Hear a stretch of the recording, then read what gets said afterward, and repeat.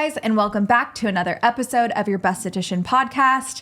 What should you invest in as a solo esthetician? My answer is don't invest in anything but good quality skincare lines. Yeah, but let's talk about, we'll start off in the beginning, right? And then let's go all the way through to like a more established esthetician and what people can look forward to investing as they move forward. But going back to your controversial take right off the bat was, as a brand new solo esthetician, you just got your business opened, you got a suite, you have a space, you're ready to take clients. What do they invest in? I would say invest in nothing besides the tools that you're using in your treatment room, such as like facial brushes or even ice globes, those little tiny things that can make an experience without investing in the big guns.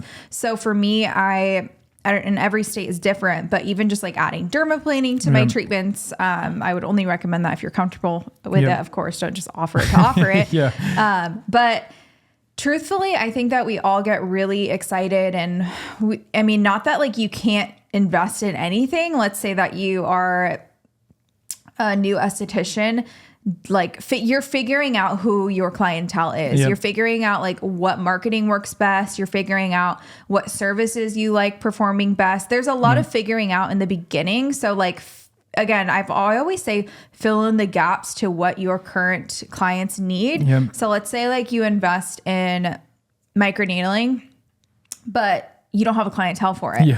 Like you invest in this machine and it just sits there because all of your clients just want fluffy facials. So that's where that's where we messed up. Right? That was one of our bigger investment mistakes, that we did a little bit too early. And we actually had a family member that wanted to help invest in it. And and you used skin pen before, you've used microneedling before. So it's like you've never done it. So you knew it was a really good treatment. You wanted to have it long-term, but we weren't really, the clientele was not ready yet. And it's a pretty expensive device. I mean, we paid 9,000 something bucks for the device and the tips to get started. Around there. And I think that was one of the bigger, we got really excited. This is going to a whole new clientele, and it's an expensive treatment. We can make the profit margins are amazing. And we realized really quickly, that was what, 2 months into the business, 3 months into the business, right? It was about 3 months into the business. And I truthfully was still building. And from personal experience, I have worked with hydrofacial, I've worked with skin pen devices. Like those are the devices that I learned these modalities with. So for me, I'm like, it's an easy sell. I can totally, which I know that I can sell it, but it does take time. So let's say you have like, you're building your clientele. That's going to be a lot different if you're building from scratch versus maybe you already have a base clientele that you're bringing from another med spa.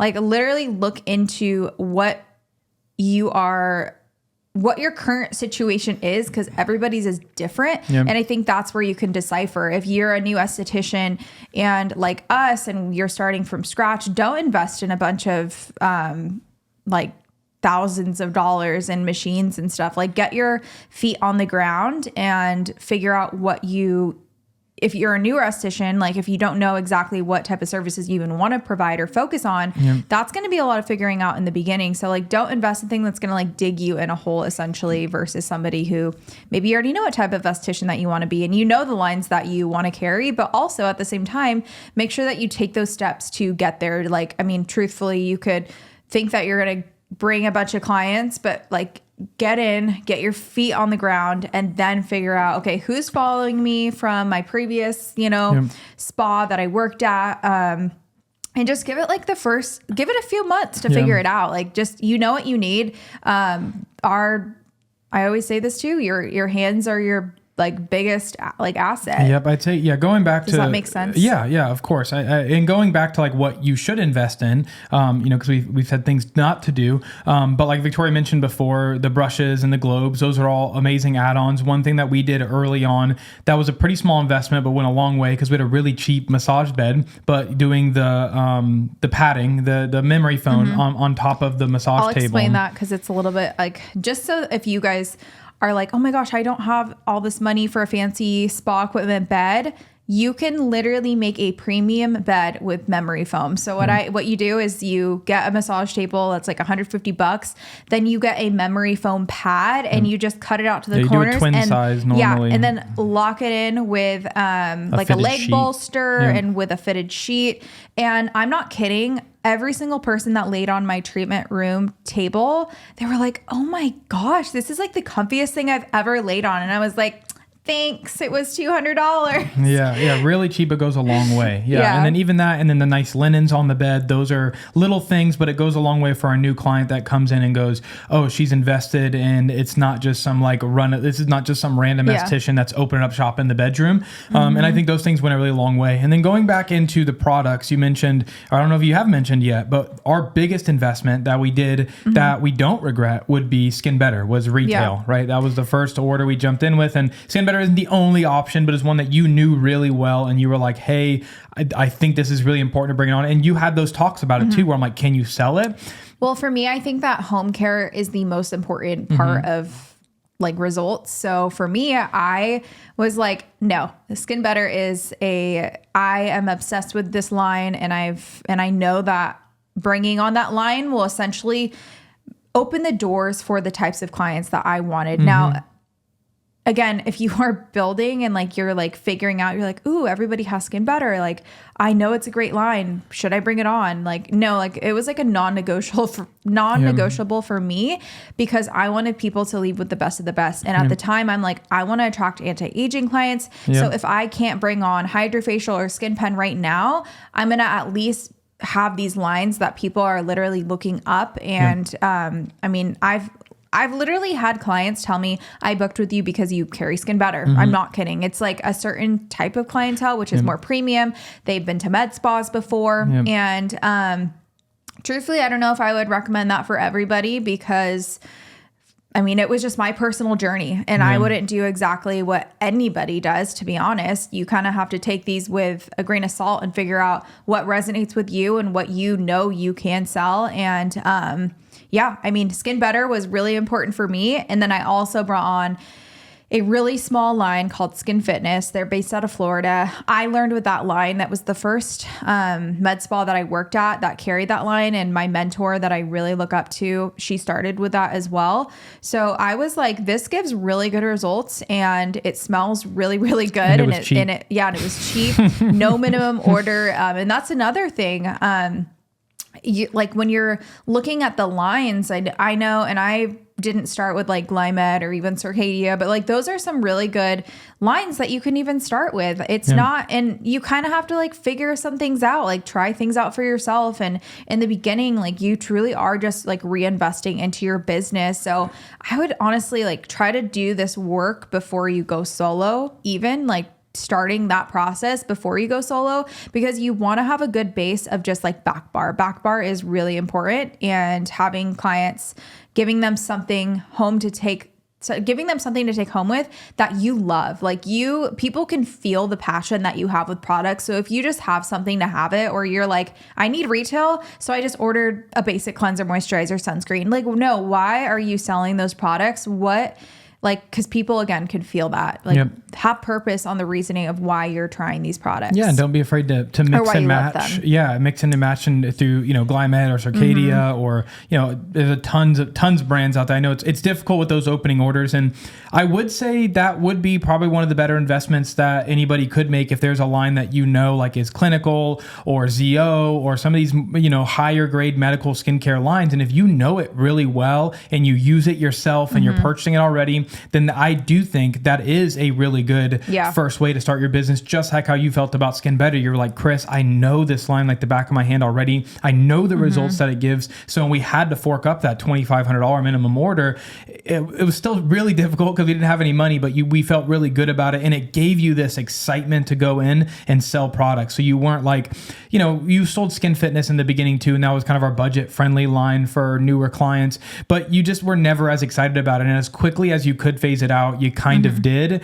And as the minute your clients switched over to using Skin Better, none of them went back for Skin Fitness, right? Nobody went back to Skin Fitness's vitamin C after they used the amazing Skin Better products. And nothing against Skin Fitness, but it was the type of clientele we were bringing in, and they wanted those results, right? And you could really visibly see them with Skin Better. Yeah, and I think in the beginning you do have to you got to do what you got to do. There's no really like there's no secret success to, you know, if you carry these back bar products, you're going to succeed. It really comes down to like personal preference, what you love as a provider, and you can sell it. Like Chris made a really good point. Like it may sound crazy to people that I invested in Skin Better and brought on a medical director, which I know every state's different, but mine's really inexpensive. Just to give some context, that I only pay $100 a month.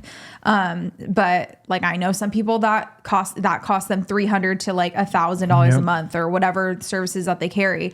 So again, it looks different for everybody, but it's really, really important. Like Chris said, if you literally worked with Is Clinical and that's the line that you know with the back of your head and you genuinely love it, if they have a $2,000 order, I'd probably invest in that to get you started. And I think it brings the passion into what you do as well. And I mean, there's a lot of stuff you can do with your hands, and there's desperate times call for desperate measures, and we don't always get what we want, especially when it comes to opening a business and these big investments, but you do need some passion. And we, you know, some more detail is we brought Hydrofacial on, I think we got around month 4, month 5, something like that, after by placing it, getting it in and finally getting started was around there. Right. And that was a pretty big, it was really important for you to get it, but we also went through the struggle of just facials for the first kind of quarter of business. When you've already used Hydrofacial before, you left a place doing all these, you know, Hydrofacial, and you've done laser before, and you had all this experience, and then we open up our own business and it's like, nope, all you can offer is facials, and try to hit home care really hard. And of course you did a good job at that, but you're like, I want to give my clients more. I want to give them a better experience. I want to have better treatments. Give yourself a number too. Like, what does that look for you financially? Like,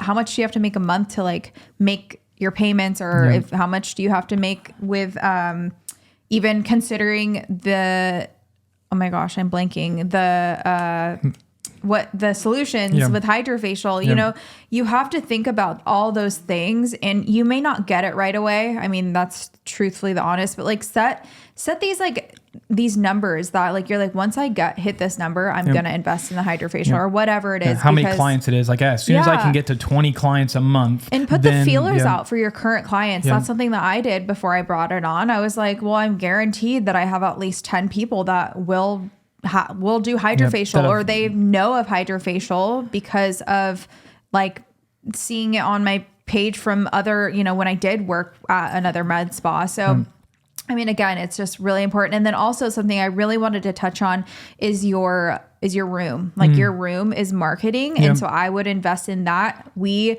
got a mural painted when we first started. That was like one of our bigger investments too. And you don't necessarily have to like spend, I think we paid like $500 for the mural. Maybe a little more. It was a lot to us at the time, was like an amount of money that was really scary. We talked to a lot of people, like, is it a good idea? And of course, no one really knew the industry. We didn't have a lot of people that were friends in the space that had opened up their own business. But I love that point, because that was our biggest marketing push in the beginning. And some might have thought it was pretty silly to go and bring a professional in. We didn't paint it ourselves. We had to bring a professional in. We found all these designs that we liked. We thought it'd be a really good marketing piece. And it ended up paying off. It ended up doing its job. But the thing is also, you get it painted and it doesn't like bring clients in either. It was a little bit of patience and posting. And you have to figure out like, what's that photo op in your room that people are going to be like, oh my gosh, this is so cute. This is so sweet. Like, I want to show off that I'm at this place. And again, you don't necessarily have to spend a bunch of money, but like literally like paint a wall, do something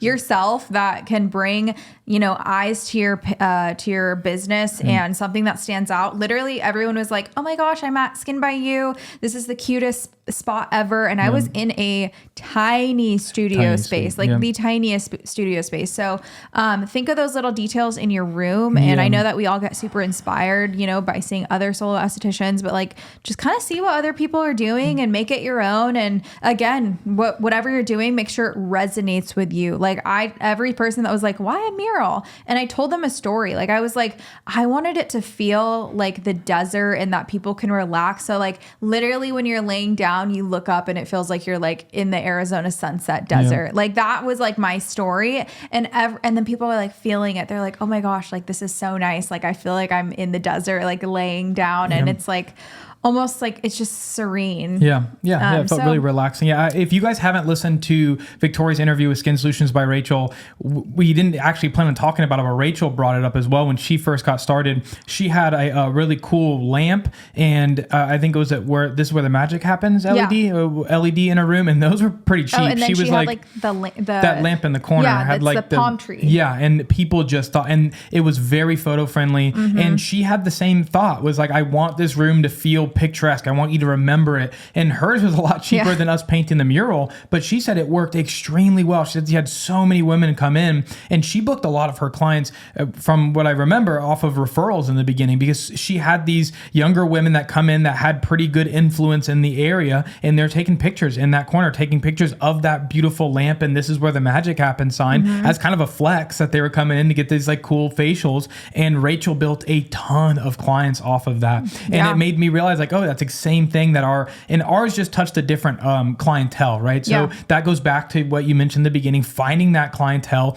what type of clients you're trying to treat, because that Arizona sunset, I think we didn't get a bunch of influencers coming in to take pictures of it, but I think our older clientele that came in, it felt very mature. Like that big, beautiful mural felt mature for the clientele that we had. And so depending on what clientele you're looking for, if you want the young audience, then maybe the flower wall and the LED sign that has a funny saying, right? The slay the skin. It's different depending on the clientele. And as we move and as we expand our business, we're thinking about, we design off of the clients that we have now and getting more of them. What things do they like? What's the vibe that we know they can invite their friends in and they're like, yeah, this is it. Yeah, right? No, your marketing like definitely appeals to different age groups. And if you look at your own page and you look at your own clients, figure out like, I mean, again, if you have a teen-based clientele, why would you invest in like hydrofacial? They're like not going to pay that money, if that makes sense. That's like the first thing I thought of. I'm like, okay, if you're doing a bunch of like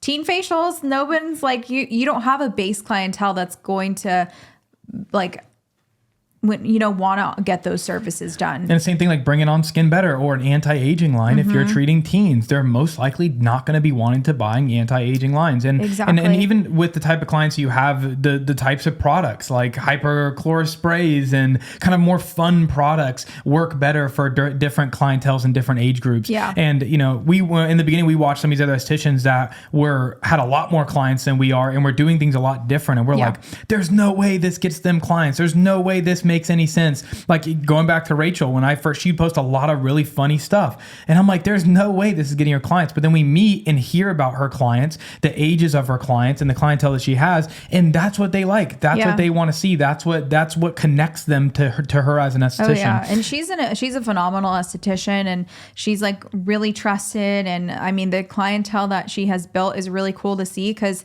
they like respect her as a provider, and she's not cheap in my opinion. Like she charges what she's worth, and the clientele that she attracted is like boss babes, and I love that for her. Yeah, it seems like a lot of business owners and a lot of younger women, and we just don't have that. It's also the city that we live in, and that's what things. Those are the things have to look into. Yeah, right? If I were to like be like try to attract like influencers and all that, like we live in Queen Creek, Arizona. Like that name itself is like a lot of moms, a lot of families are in Queen Creek. So like look at your city and the demographic, all those things truly do matter. So like don't look at another esthetician that's in another state. You have no idea what their situation is. And we literally started our business from scratch, like in a new town, new city, 0 clients, not knowing anybody. We teach all the tools on Patreon. So if you guys are interested in joining our community and just learning more, if you're somebody who's like freshly starting, or you're getting your foot in the door, or maybe you're at a good place, but you don't know like how to take it to the next level, make sure you join our Patreon. We'll link it below. And if you guys have any questions, as always, we are an open book. We're super, fortunate to have this platform, and we appreciate all of your support. But I think those are the main things that we wanted to touch on today, but make sure you like, comment, and subscribe, and we'll see you in the next video.